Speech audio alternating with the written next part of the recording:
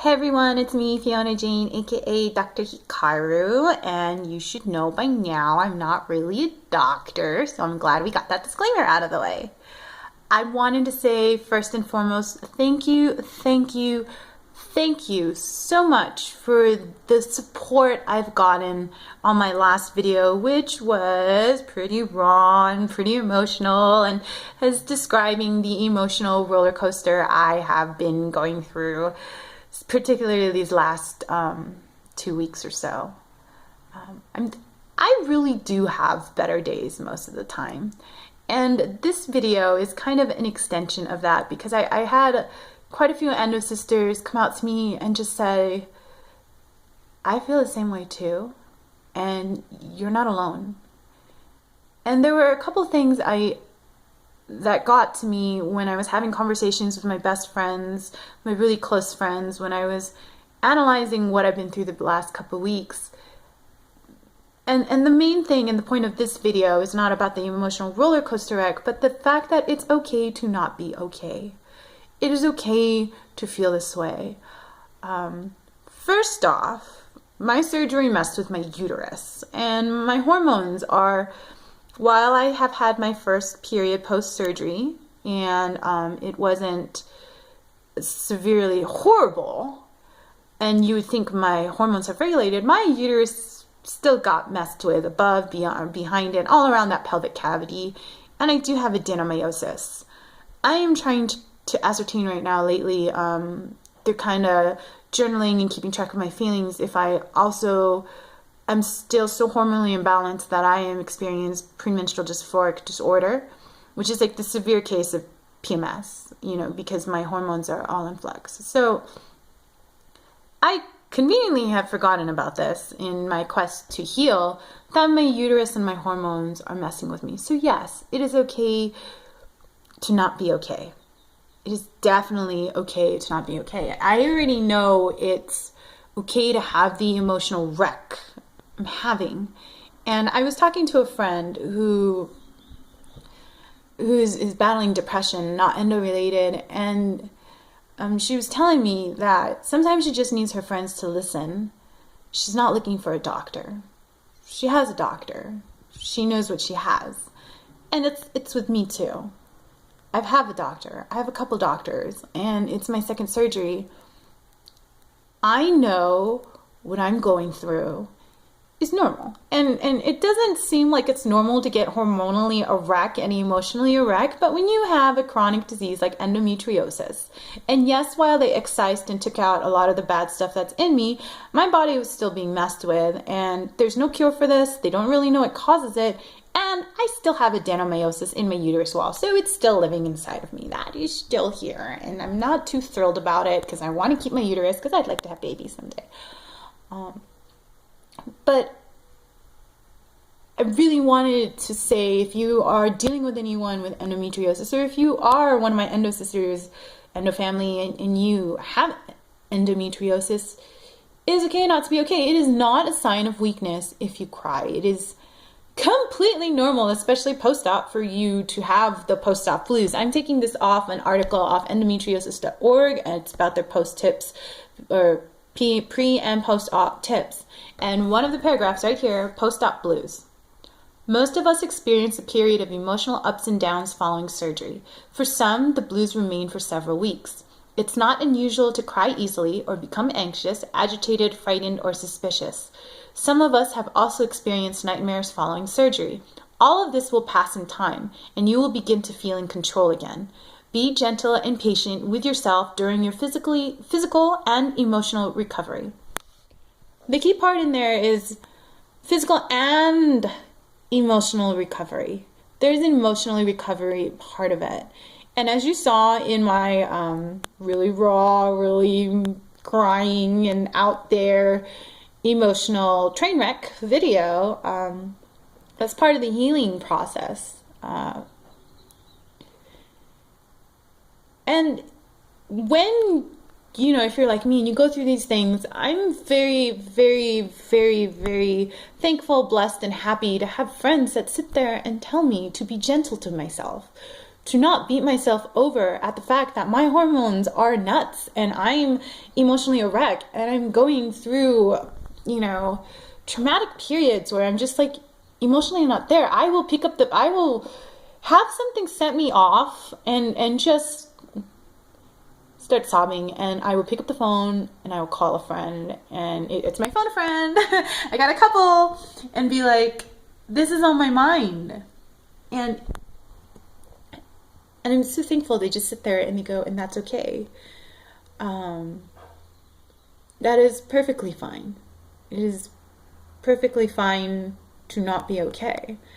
And I know it seems, oh, well, duh. But when you are going through this flux of emotions, it doesn't seem, well, duh. It seems very, the highs and the lows are really low. And not a pleasant feeling at all. I'm sure you can imagine. Somebody asked me, how do I cope with not being okay? I'm honest about it. I'm honest that my feelings are pretty turbulent. You know, I remind those that I'm around and those that are so awesome to lend me their strength when I'm just like feeling like I've been kicked to the ground, crying, and I'm trying to process some thought that came in my mind that just set me off in a way that I'm sobbing uncontrollably. Be honest with yourself and you know, kind of write out those feelings. It's okay to cry. It's okay to have a box of tissues nearby. When you feel like you're gonna need it, or just to know where they are around the house. It's okay to wear waterproof makeup in the event that something like that happens. And what I feel is not okay is just to bottle it inside.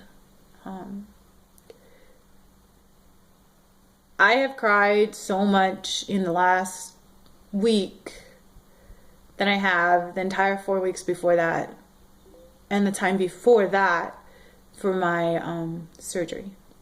I have been sobbing and apologizing to my friends, where they're just kind of like, why are you apologizing to me? Because the emotions are just so thoroughly messing with me. And I'm just, one of the best things you can do is have a support group. Endo sisters always will be one of the first people to tell you to be gentle with yourself, to remind yourself that it's okay not to be okay. And I've had such loving, awesome friends who just will listen. They'll listen to me apologize about, I can't even think of some of the crazier things I've apologized for this week.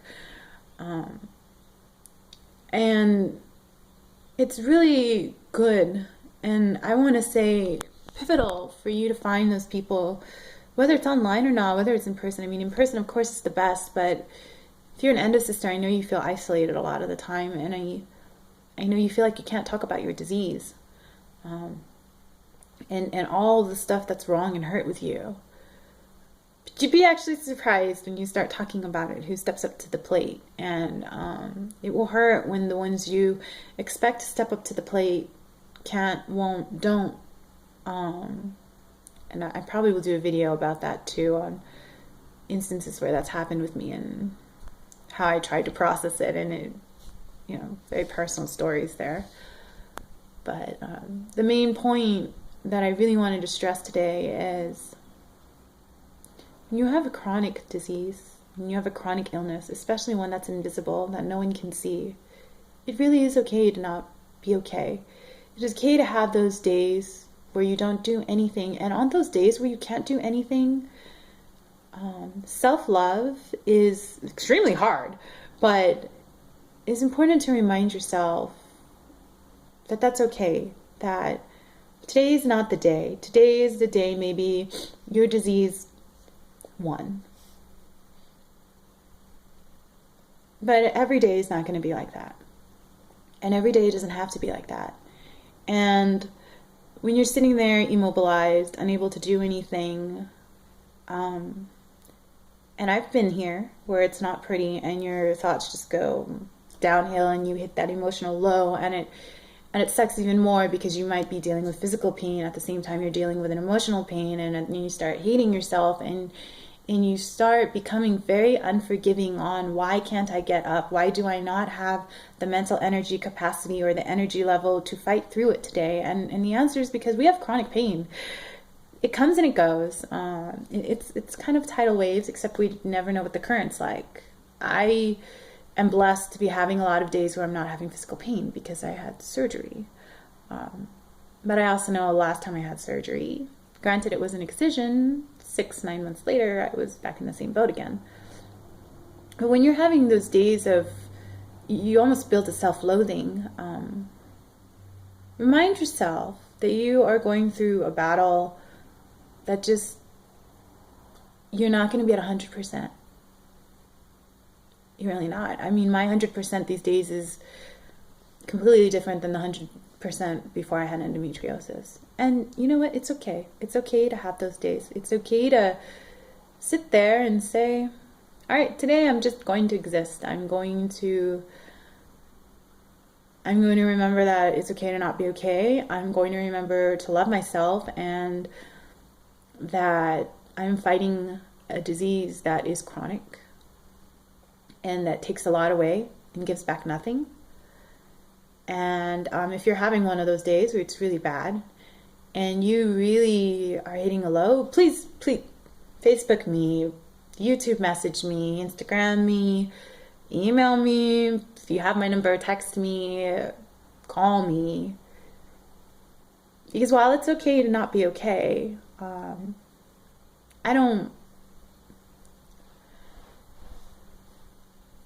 do I say this? It is okay not to be okay. But if you are feeling like this more often than not, there might be something else going on, and might need a little bit more help than what you're accustomed with. I'm not a doctor. I'll definitely give you the moral support you need, because I found those days just hearing somebody tell me it's okay to not be okay. Be gentle with yourself. Give me a hug, or send me virtual hugs, or send me the loves, has made all the difference. So when you're having those days, remind yourself it's okay to not be okay. And, talk about it. Talk about those feelings when you can, when you're able to ride them. Because holding them in is really not okay, and it's messy, and you go down a very dark and lonely path where you just don't even know if you're in the tunnel anymore and what happened. But seriously, thank you, everybody who's given me that gentle reminder. It's okay to not be okay. Thank you for watching my video, where I'm just kind of rambling about it's okay not to be okay. But it's been on my mind lately, and it's been a profound thought the last couple of days when I sit there and I'm sobbing, or I pick up the phone and I'm texting some of my friends saying I'm not okay. And they just kind of reassure me it's okay to not be okay. It's okay to have those days, especially when you're battling something that we're battling. So I hope your day is wonderful, and you have a great day, and you have the spoons to do a lot. And if it's one of those days where it's not so great, it's okay to not be okay. It's okay to reach out to me, and it's okay to not beat yourself up over it, and just, try to be as much as peace with the fact that you can, that you're not okay. But thanks again, everybody. This is me, Fiona Jane, aka Dr. Drhikaru, not a doctor, signing out.